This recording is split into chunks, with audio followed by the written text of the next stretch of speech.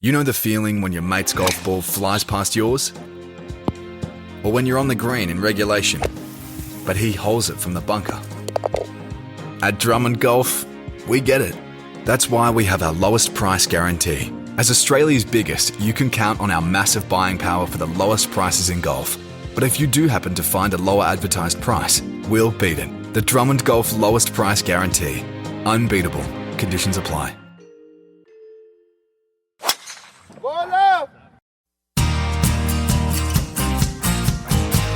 I've never seen anything like it before, and to attempt to hit the ball out of there is pure madness. The winner of the gold medal and the champion golfer of the year is Cameron Smith. This is the one that I've always wanted to win since I was a little kid. So it just feels pretty amazing to be able to get it done today. It's amazing that it's my destiny to be the first Aussie to win. Just incredible. Hello and welcome to episode 78 of Playing from the Tips, presented by Golf Australia magazine, our podcast where our group of so-called experts look at every nook and cranny of professional golf and try to make some sense of it all. Jimmy Emanuel here in the host seat yet again as we prepare for the culmination of the FedEx Cup playoffs, the British Masters, action on the LPGA and Asian Tours. In the spirit of the handicap format of the Tour Championship, following his last couple of weeks of successful tips, Rod Morri was afforded an early window into this week's tournaments and to gain an advantage on the field. Rod, how does that make you feel as an ardent supporter of the Tour Championship? Don't get me started, Jimmy. That's It'll come up later, I'm sure. Oh, it will. Given he's played a relatively light schedule, failed to recreate his 2023, Adrian Lowe barely scrapes into the field for Tour Championship week. And in podcast terms, light on preparation, which sounds like it's new for this week, but maybe true of all weeks. Logue, welcome. Thank you, Jimmy. You also an ardent fan of Tour Championship format? Yeah, I don't have the same issues with it that Rod does. We'll let Rod off the chain shortly, but yes. As we do every week, we'll talk about last week before we talk about this week. I think there's no bigger story than Lydia Ko winning at the Old Course after a gold medal. She's having just a golden run for a second time. Gracious. She did seem to suggest in that post-race interview that retirement is not at the top of her mind. No. That was the feeling I got, which was what I think most of us thought. Must have been tempting. That would even trump Suzanne Pedersen. Olympics, Women's Open, done. That would just be like, that's the full stop of all full stops. But she's too good. I hope she doesn't retire. She's too good. I think we're up for Lydia 2.0, like I said last week. And this run might be something like we've not seen before. Yeah. It's a very validating win. Oh, well, she's now got nothing to lose. She plays with house money from here on in for as long as she wants to. And she's just such an extraordinary talent, an incredible golf. But the way she plodded away around the Old Course. It was a great Old Course win. It really was. Yeah. There was weather. She produced the right shots. At the right She time. did that gutsy carry with driver off the deck on 14. Yep. To set up birdie there where Nelly made double. Yeah. Yep. That was really the turning point of the tournament. And then she did the difficult thing of like just bringing it home, which Nelly didn't do. You love to see an open finish in waterproofs. Yes. Like to see people playing in waterproofs. But it was spectacular how beautiful the sun cleared. The sun came out for a last putt and everything. Fantastic. So you watch her hit a second shot on 17 and you watch her putt on 18, you go, well, that must have been 2 different days. Yeah. So you need a second shot on Yeah. The tee shot on 18, it had stopped raining. It was just bizarre, but had everything. It was really just, I don't know whether anybody else noticed, it looks like the crowds were very light to me on the TV, and what a shame. Would have been a great event to be at. It really would. If you're just hardy enough to put on a jacket and go out and watch. I mean, I know the conditions weren't much fun, but goodness me, what some golf we saw. I thought it was probably the best tournament of the year. Stacked leaderboard. Yeah, Well, it's one for the ages. Absolutely. Like, Well, Saturday night, you sort of went, look at this leaderboard. Yeah. And look at what's just lurking just outside. There was all sorts of possibilities. You know, if you had a calm morning, someone goes out and shoots 63, the wind gets up in the afternoon. No, really, the Old Course just produces every time. A true triumph for the golf course matters. Like every shot mattered down the stretch. Played they off all the knew the normal challenge tees. that was ahead of them. And Yeah, I thought it was just a fantastic event. Yeah, and Lydia, what a story. There were sort of 5 or 6 great storylines at the top. You couldn't lose, could you, in terms of storylines? No matter who'd got across the line, they were all great stories. Yeah, I thought she was the best. Nelly was looking to get back, and G.A. Shin. What's with her, Jimmy? Any thoughts on Nelly that? That's Porter? just some odd a double bogey at the 14th. I mean, how do you from nowhere, she was in pretty good position after 2 then. a player of her ability? It's a remarkable ability to make a big score out of nowhere. And Shades of Adam Scott about it, actually. He's got that potential too. absolutely. He makes big numbers from time to time. But with Nelly, it doesn't seem to come from one shot. No. There's not. It's not. There's a driver or a putt or something that goes missing every time. It's just she seems to find a way to make a huge score in a hole you don't think she should. Sometimes Things start moving quickly, and it gets away from her very, very quickly. I'm not sure what it would be. Such a prolific winner. It's such an odd chink to have in the armour, isn't it? It's really strange. Yeah, it is bizarre. But, I mean, you wonder how much, when you win that much, how much winning every time means to you as well. You wonder your caddy relationships and everything like that. That's always the questions around those sort of really, really good players about there is a difference maker and what it is different for every one of them. I think there's let it happen golfers and make it happen golfers. Yeah. And like Norman, I think, was always a let it happen golfer, and that produced, like, he was just like, I'm going to be Greg Norman and come prancing in on my horse. Let the legend grow. And let the legend grow and be the outcome, be what it may. Like, but whereas I think like Lydia's actually more of a make it happen golfer. And she said that in her press conference afterwards. She was saying about her chip shot on 16, which was really crucial. She'd hit a poor approach or a bit of an odd-looking approach, and she had to get this up and down. And it looked to us like a very difficult shot, but she was like, oh, no, it wasn't that difficult a shot. Like, I had actually a good lie. I got a bit lucky with a lie. And I just knew I had to bump it into the hill a certain bit. But the thing that was going through my mind was finish this tournament well. Don't make 2 bogeys in a row, because she'd just come off bogey on 15. That was what was going through her head. Don't make 2 bogeys in a row.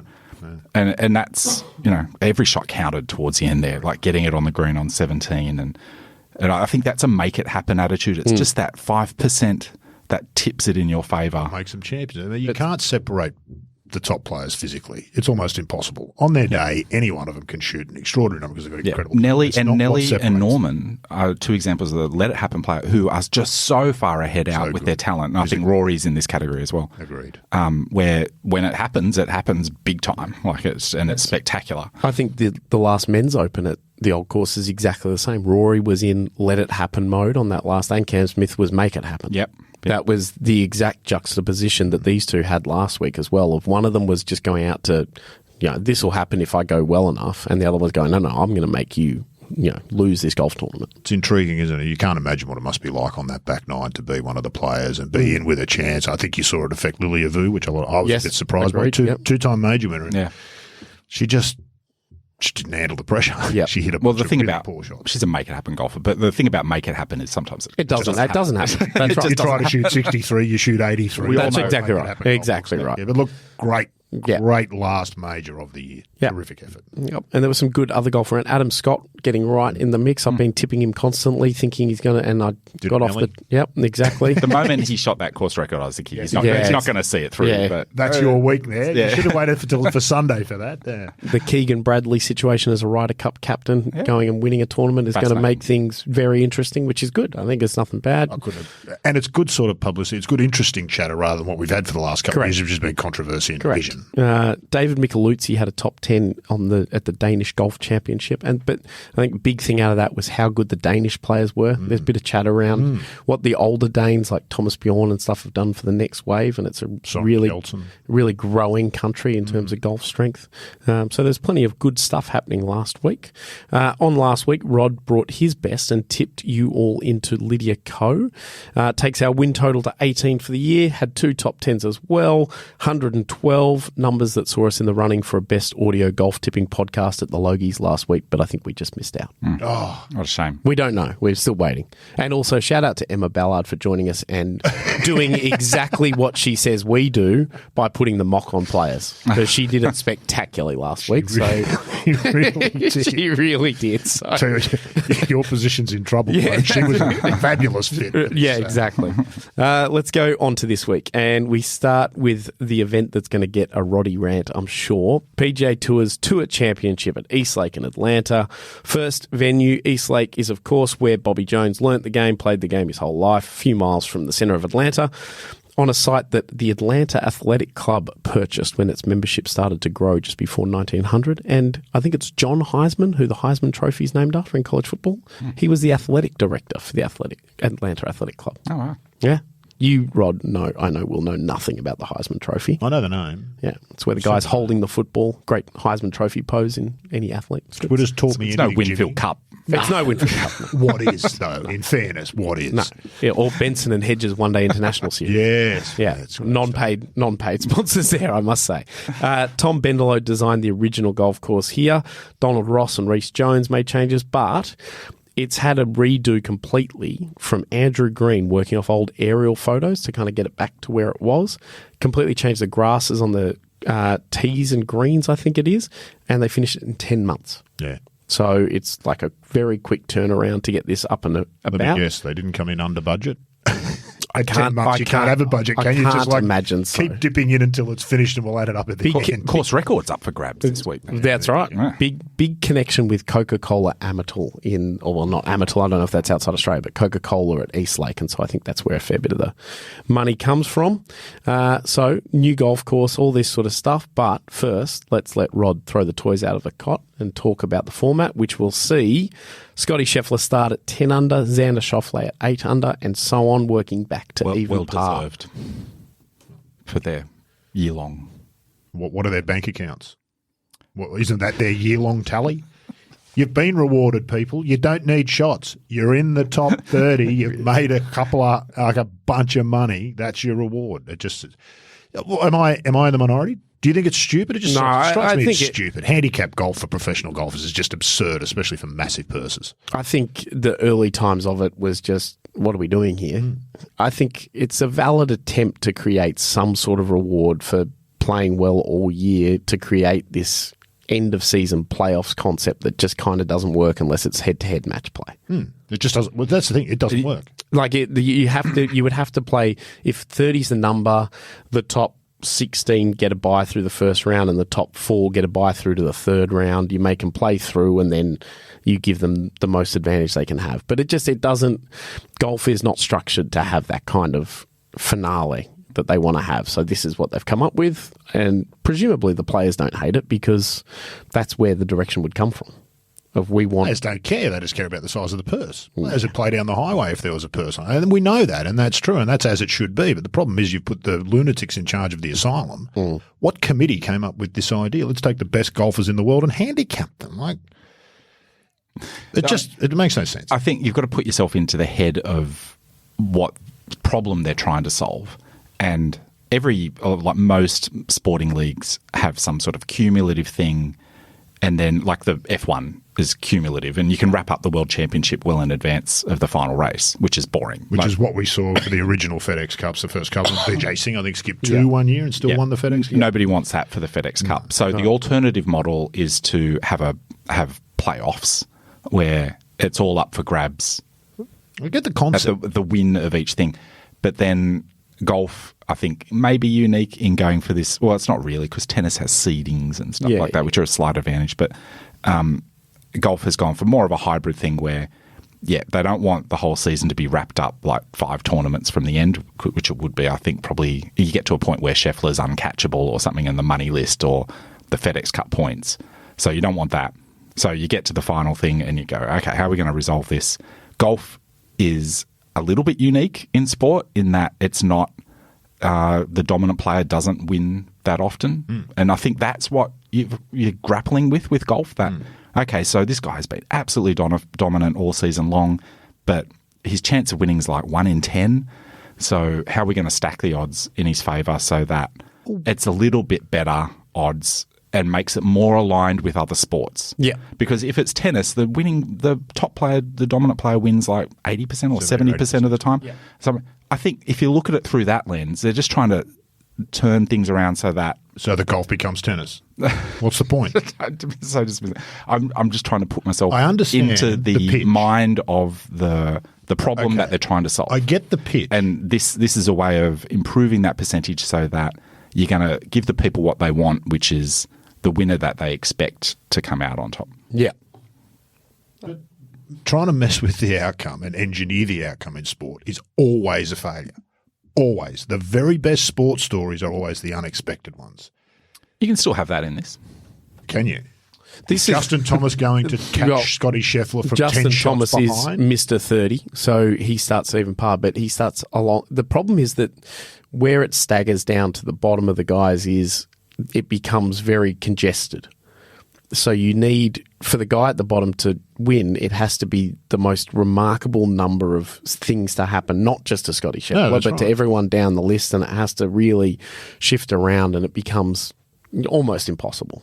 I'm sure it's mathematically possible. Like a 3% chance or something like that, which is kind of what the 30th seed in Wimbledon is getting.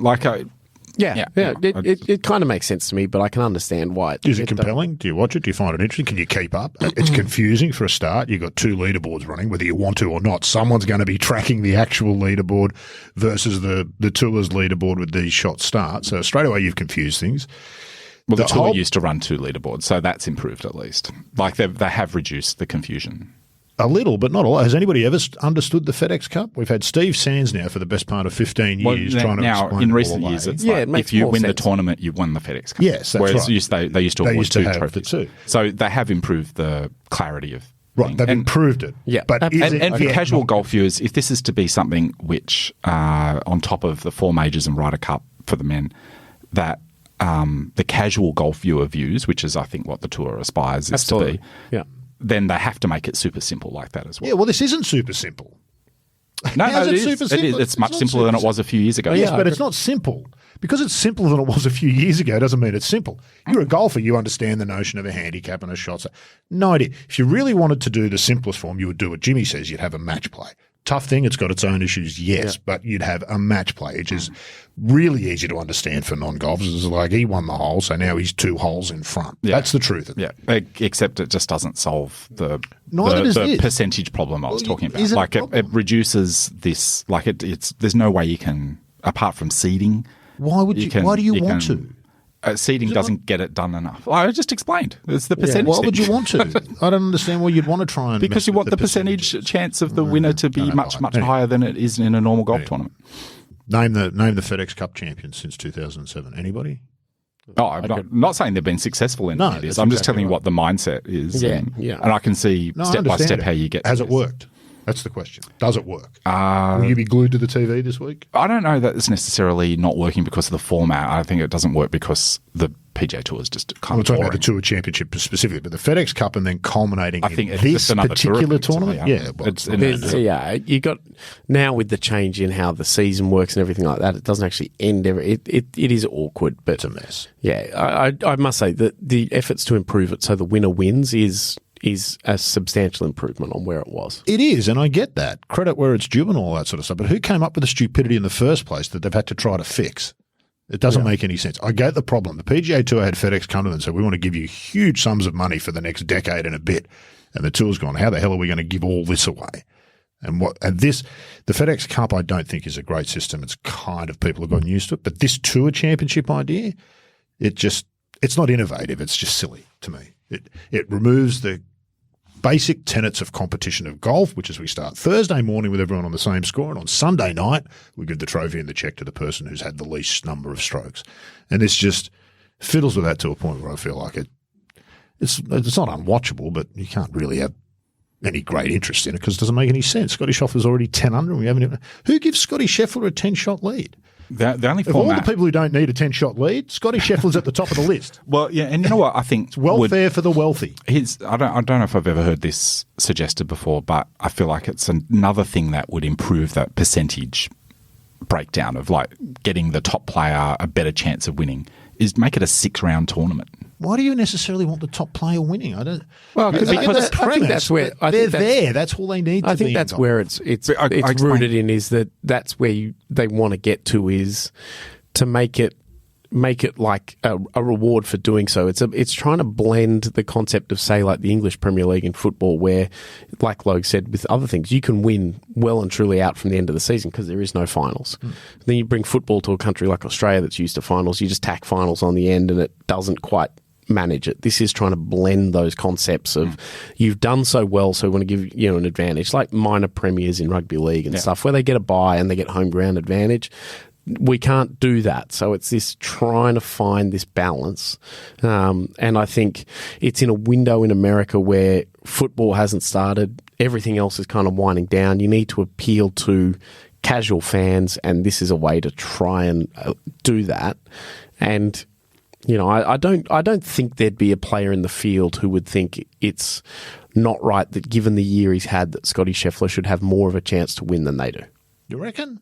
No, I would believe that. Yeah, I agree with that. Just not buying into that. Golf's Golf's not a year long. I do think another way of doing it would be to make it a 6-round event, make them work for it. Yeah. Then, he's going to win over 6 rounds. I feel like that's right. Yeah, he's going to be. Yeah. It's six rounds is really going to sort. Yeah, I mean the more golf, it's going the to be randomised. This is misery for the last 15 or so. This is how you end up with this Tour Championship. This sort of talk. You've convinced yourself, both of you, that there's a point to be made here, that it's legitimate without handicap. And that it's just all of it's nonsense, because it just takes the basic tenet of the sport, which is what people enjoy it for, and changes it. Six rounds without a handicap. Yeah, that's what I mean. This is what the handicap thing does. But all of this nonsense about trying to just let them play in the last, and whoever wins it wins it. Your reward is you're in the field. You're in the lottery. You've got a ticket. The other 120 people didn't get a ticket. You got a ticket because you played well. You're now in the lottery. Play well this week, you get a huge payday. Don't play well, you still get a huge payday. Who cares? But that's the problem with it. Interesting. There's obviously 30, as we've said a number of times, players in the field. Justin Thomas, Mr. 30. You've got Keegan Bradley, Adam Scott, Tommy Fleetwood and Chris Kirk were the last 4 into the 30. They knocked out Brian Harmon, Jason Day and Denny McCarthy, who miss out on that big payday week. There's $25 million for the winner. Victor Hovland was that last year. The other ones outside of the Scheffler-Schauffele sort of advantage. Hideki starts at 7 under, Bradley 6, Ludwig Aubert at 5, and then it sort of gets, there's 3 or 4 on the same scores. Adam Scott is the lone Aussie. So, given all the advantages and all that, who's going to win it? Rod? Scotty Scheffler starting at 10 under has got to be, I know it doesn't happen most of the time. I don't know, who cares? Seriously, who cares? With this format, who cares? That's remarkable. Logue? Just on that, by the way, 25 million to the winner, you said? Yeah. Why is Scheffler bothering to turn up? He's already made 29 this year. That's handy extra money. You can never have too much. Or is he covering the purse if he doesn't win? Now, that'd be interesting, wouldn't it? The FedEx Cup winner has to cover the purse for the Tour Championship if they don't win it. Sorry, Logue, you were going to have a tip. That's Xander Schauffele, because he's got such a big advantage there. But, not quite as big advantage as No, we didn't play as one well other all player. season because he only won 2 majors and an Olympic medal. But anyway. I also think Xander, who's won the...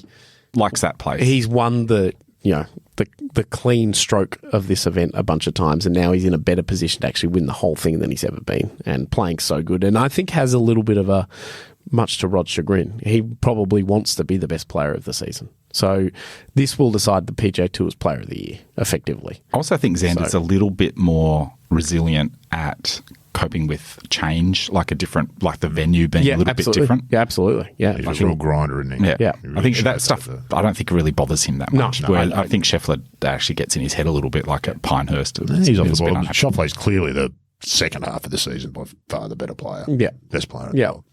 At Drummond Golf, we understand your passion. Nice roll. And that's because every Drummond Golf store is owned and run by a local who loves the game as much as you do. Yeah, it's come off the face really well. Someone who knows where you play and what you need. Oh yeah, looking good. With Australia's biggest range and expert knowledge. Great. Now let's try that putter with this grip. So if you want to improve your game, see a local expert at Drummond Golf. Next, we are going to move along. We're going to go back to the UK and the Betfred British Masters, hosted by Sir Nick Faldo at the Belfry. There's a lot of these and sirs and whatnots there. Logue, you're all over it. Thank you, Jimmy. Yes, the Belfry, as we all know, is a golf resort near Birmingham. It's got 3 courses.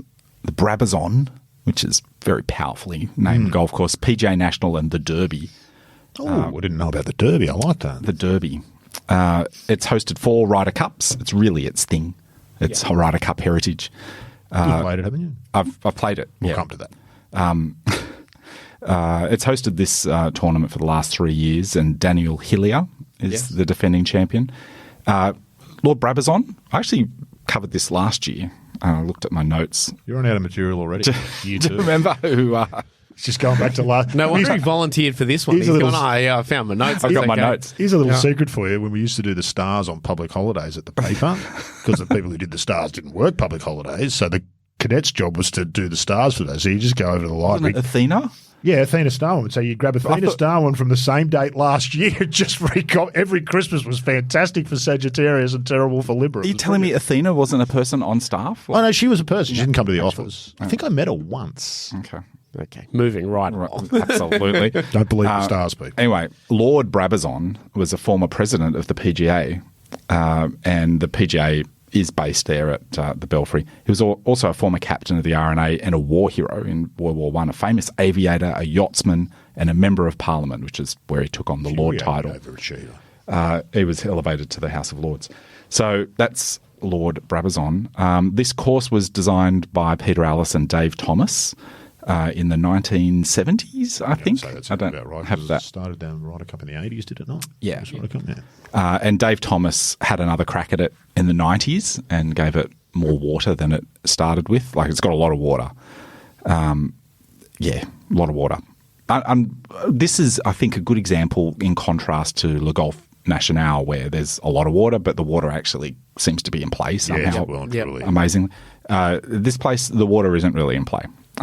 Even for me, as you mentioned, Rod, I played there, and I don't think I went in any of the creeks, but there is a lot of water on every hole. The 10th, I guess, is the one place where you might be stupid enough. It's the short par 4, drivable. Everyone wants to do a Sevi and try and get it on the green. And you might be stupid enough to put it in the water there. I duck hooked off the tee there into some... Safely missing the water. Prickly pear or something. Yeah. And I didn't realize... I'd never encountered that stuff before, and I came out like scratching myself like a madman and... Yeah. They think Australia's dangerous.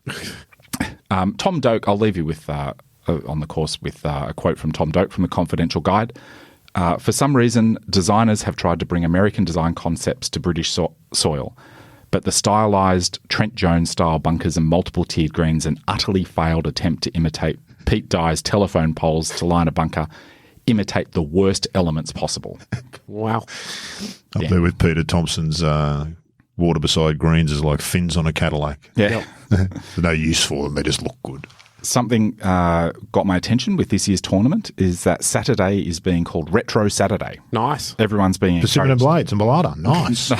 No, just for the spectators, they're being encouraged to come in retro gear, and there's a prize on offer. Sorry, there's your Tour Championship answer. Persimmon, Blades and Bellata. Oh, yeah. All 30. Yeah. Good luck, fellas. Yeah. Some notable players in this year's field include Tyrrell Corporation. Yes. Danny Willett. And Tyrrell Hatton for everyone playing. Danny Willett, who's a past winner. Yes, he is. Ewan Ferguson. Yes. Some Australians, Daniel Gale, Jason Scrivener and David Micheluzzi. A lot of Australians, I think, in Indonesia. There is a huge amount of them in Indonesia, yeah. Daniel Gale on an invite. Good luck to Daniel Gale. Yep. My pick is Finland's Sami Välimäki. Nice. Nice call. By the way, he plays out of Nokia River Golf Club. Well, wouldn't Is that a river with a whole lot of old phones in it? Or? Yeah, I don't know. I'm fascinated. I tried to look it up before this, but I didn't find much information on Nokia River Golf Club. I'm really, really hopeful it's like a corporate built me too. Nokia golf course. Yeah. So it's nice. the whole numbers. Yep. Hashtag. Yeah, there's endless possibilities That's right there. outstanding. Yep. Rod, your tip? Oh, I think Tyrrell. He won in June on Live, and I think there's still an element of giving them a bit of stick back on the European tour for Tyrrell. He's a bit motivated in that way, and he's playing well at the moment. So go Tyrrell. I'm going to go with Richie Ramsey. Yeah, good call. Just playing good golf. Yeah. He almost did it for me a couple of weeks ago, didn't he? Saying this sort of venue, despite him liking really good architecture stuff, he's one of those guys that likes the good stuff, plays the not so good stuff really well. So very familiar. Everything for him is positive. Terrific follow on Twitter if you're into your golf. Yeah. Really good Richie Ramsey. Him and Michael Kim are sort of cut from a similar sort of cloth. Absolutely. Next, after a major in Scotland, LPGA goes to Boston, Massachusetts, or very nearby, Norton, for the FM Championship, and we go to Rod Murray. Yeah, interesting tournament this one. More interesting than you'd think. First year, FM, firstly, sponsorship watch. This is a new event, title sponsor. Frequency modulation. Factory Factory Mutual, I think. These people specialise in risk management for I don't know, I didn't get it. Here's what they say about themselves. One of the world's largest commercial property insurers takes a unique preventative approach to helping clients protect their businesses, customers and communities through rigorous research and engineering expertise. FM Global forges new standards in lots profession and meets them with deep-rooted partnerships and human-to-human understanding. Of course they do. Who wouldn't sign up? I've got no idea what they do, but good on them. There's lots of word salad on their website about scary stuff and how you can protect yourself against it if you've got money. That's what they trade in. But look, that aside, good luck to them. It's a 5-year deal that they've signed. This is the biggest tournament, the biggest purse outside the majors and the Tour Championship on the LPGA, which is really, yes, and comes the week after the Women's Open, which is an interesting. I noticed choice. the field that will be. is very good. absolutely stacked, and like all 5 of the world's top 10. Yeah, all of them coming over from not quite all, but most. So a lot. Yeah. We'll come to that. The course TPC Boston, originally done by Arnold Palmer, 2002, redone much better by Gil Hands with input from Brad Faxon, etc. Starting in 2007, you might remember 2017, the controversial centerline bunker on the 12th hole when the PGA Tour played there, and they took it out for the following year. That's how golf goes, unfortunately. Made the hole much more interesting, but go on. Look, have they had a promotional event this week at Fenway Park? I'm not sure, though. Fenway Sports Management were, according to stories, pivotal in getting the deal done between the LPGA and FM. Yeah, so good. Look, the course is really interesting. Gil Hands has done a terrific job here. It's gone from one of the most boring venues on tour to one of the more interesting. First time we've seen the women tackle it, so that will be interesting. Good scoring opportunities at TPC Boston. I think Dustin Johnson won at 30 under the Northern Trust there. 30 under, which I think might be a tour record. Some interesting calls, some interesting holes. Interesting, not that different necessarily to some of the strategy that you'd see around St Andrews last week, but it won't have the win and it won't have the look, obviously. Wide fairways, lots of ground game stuff, lots of imagination. It'll test the mind as well as the club, so it'll be good to watch. The course will be worth looking at this week. As you said, the field is stacked. The main contenders didn't turn up. Lilia, Nelly and Lydia all out for this week, which is understandable after last week, but they have got a hell of a field, and the purse would be a lot to do with that. 5 of the world's top 10 teeing up. World number 5, Amy Yang, the highest. 5 Australians, Hannah, Grace, Steph, Hira Naveed, Robin Choi. I actually like Steph this week. She's going to be my tip, I think. Okay, good. It'll be good competitive golf on a really interesting golf course, and what more can you ask for? Yeah. That's what it feels like to me. Like? I'm tipping Rose Zhang. Good Olympics, obviously. Not so good Open Championship, but I think she's back in familiar territory now with this sort of golf course. Finding her way, isn't she? I think she's in good form. Yeah. It's been a pretty good second half of the year, really. Yeah. With all those expectations on her, it's quite remarkable to be playing the way she is, truth be told. I'm going to go with Hannah Green. Similar thing. Poor week last week after a really good Olympics. Really set herself for the Olympics. There had to be a letdown emotionally from that. Has a lot of connections in Scotland. Just ask John Huggins. So it becomes a big couple of weeks of that stuff. And I just think, weather and all that sort of stuff. So I think back into more familiar playing conditions. Kind of St Andrews without the wind should suit her. And there's a lot of Perth in it in terms of what that sort of golf is. St Andrews connection you're making to TPC Boston. More about the style of golf. Put it this way. Normally, if you went TPC St Andrews.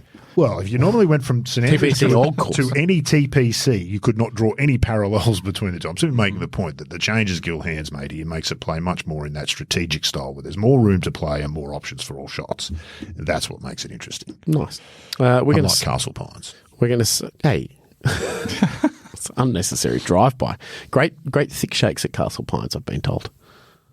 At least there's something decent. Yeah, there you go. Back to you again, Rod, this time for the Asian Tour and the Mandiri Indonesian Open. Yeah, quite the tournament. It's got quite the history. 1974 it started, so it's been part of the Asian Tour and associated tours. Good winners list. Payne Stewart, Padraig Harrington, Craig Parry, Frank Nobilo, among others. So pretty good. Sponsor Watch, Mandiri is a bank, a massive state-owned bank. Nice. Welcome to golf. This is what we do. The name means self-reliant or independent in Indonesia, and that's the most interesting thing about this bank. So well done to them. PIK Golf Course, part of a 36-hole facility. It's got Jack Nicklaus design and Rob Trent Jones Jr. design. This is the Trent Jones course. It's a bit of an odd setup. The nines, there's an inner circle and an outer circle. Yeah. And there's houses everywhere in between. Yeah. The courses are 22 miles apart as part of this same kind of facility. We saw that in Thailand. That's Is it Amata Springs? It's not Amata Springs. Not Amata Springs. Siam Country Club, which has got 4 courses, but they're dotted all over the country. Thailand. Yeah. Like it's not an unusual thing in Asia to have a club that has multiple places. venues. But not unusual here too. I mean, when you think about the National and Long Island. Yeah, that's right. That's probably the first one. So yes, that's interesting there. Look, nothing architecturally stunning about the place, as you'd imagine. It's sort of designed to host this kind of golf once or twice a year, but mostly resort and local resident kind of golf. Bunkers tend to be not too deep. Fairways and playing corridors are wide enough for sort of this level of play. It's no St Andrews. It's no St Andrews. Exactly. You're not going to draw any parallels between here and St Andrews at all. 8 and under was the winning score last year. It's sort of the scoring we'll probably expect again this week. It's only a $500,000 purse. It's one of the smaller ones on the Asian Tour. But at this level of the game, the stakes are higher than just the money. These guys are playing for cards next year and all those kinds of things. Lots of Australians in the field. I won't go through them all. There's 18 in total, including Brendan Jones, Marcus Fraser, Scott Hend among the veterans, up-and-comers like Harrison Crowe, Louis Dobadar and Connor McDade. Big opportunity for those guys in this field this week. There's a big local representation, obviously, and again, these events are hugely important for these local players. They get to see players that they've watched on TV and measure themselves against directly, and that's really helpful. It won't pay dividends this year, but like you were saying with Danish golf, in 10 years' time, these kind of events can really come. Disappointingly, my man from the Asia Pacific Amateur, Randy Bintang, hasn't got an invitation. So the Tang man will wait another year to play his National Open, but that's okay. That is very disappointing. It is hugely disappointing, but that's okay. Team Bintang will be okay. Yeah. So look, he doesn't even care. I've been on Bintang, though. I've been a fan of Bintang ever since you mentioned him. I remember Bintang. Yeah. Anyway. Look, lots of the unfamiliar names in the field, obviously, so the tendency is towards some of the names that you know. I've got no idea who might win. Probably one of the local players, but I'm going to stump up again for Brendan Jones, doing it for the old. I knew you would go with Brendan Jones. The moment I was looking at that list, I saw Brendan Jones out. I'll leave that alone for Rod. Yeah, thanks, mate. I appreciate that. Yeah. Go, Brendan. Logue. The other option was going to be Trav Smythe, but there Trav Smythe. Oh, here we go. Which two players on the Asian Tour? To Logue, who's now going to tip Trav Smythe? Yeah, Trav Smythe. Okay, very good. This tournament, it's going to be hot, wet and soft, I think. It's just but I think those are conditions that Trav will do quite well in with his length, and he's won in the Northern Territory as well, I think. He has indeed. Yeah, absolutely. There's so many Aussies, so I'm just going to have to pick one of those, and I was going to go with Jack Thompson. He's had quite a good year there. It's really hard, Asia, where there's obviously more money and there's more events than there has been, but it's so stilted that they get a run and they have to go find somewhere else to play and all that sort of stuff. But Jack's been very, very good. And hard to get noticed in golf these days, isn't it, Jimmy? Jack Thompson is a hell of a player. Really good player. Yeah.